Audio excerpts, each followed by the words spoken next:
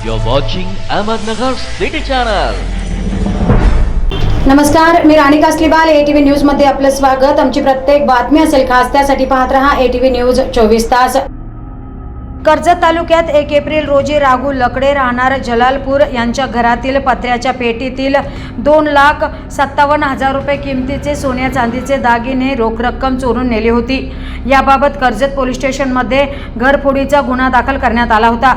या गुन्ह्याचा तपास करत असताना स्थानिक गुन्हे शाखेने कर्जत परिसरात घरफोडी करणाऱ्या 2 आरोपींना जेरबंद केलं असून 3 गुन्हे उघड करण्यात आले असल्याची माहिती पोलीस निरीक्षक दिनेश आहेर यांनी दिली।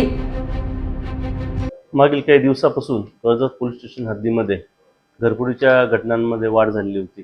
त्या अनुषंगाने घटनांचा तपास करत असताना स्थानिक गुन्हे शाखेचे पथकाला कर्जत बस स्टँड या ठिकाणी आरोपी नामे कोहिनूर उर्फ सोल्जर काळे हा येणार असल्याची माहिती मिळाली होती।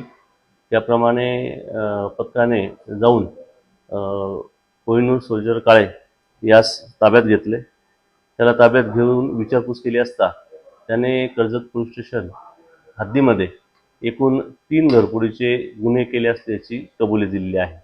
त्याने हा गुन्हा त्याचा साथीदार जग्गू भोसले राहणार खोरवाडी तालुका दौंड याच्या मदतीने केल्याची माहिती दिलेली आहे। तसेच त्याचा जोडीदार अशोक बबन भोसले राहणार कासारी याच्याकडे सोन्या चांदीचे दागिने त्याने विल्हेवाट लावण्याकरता दिलेले होते।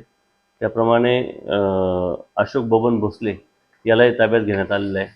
त्यांच्याकडनं सोन्या चांदीचे एकूण 1,08,000 रुपयाचे दागिने हस्तगत करण्यात आलेले आहे आणि कर्जत पोलीस स्टेशनचे 3 घरफोडीचे गुन्हे हे स्थानिक गुन्हे शाखेने उघडकीस आणले आहेत। Bureau report ATV news Ahmednagar.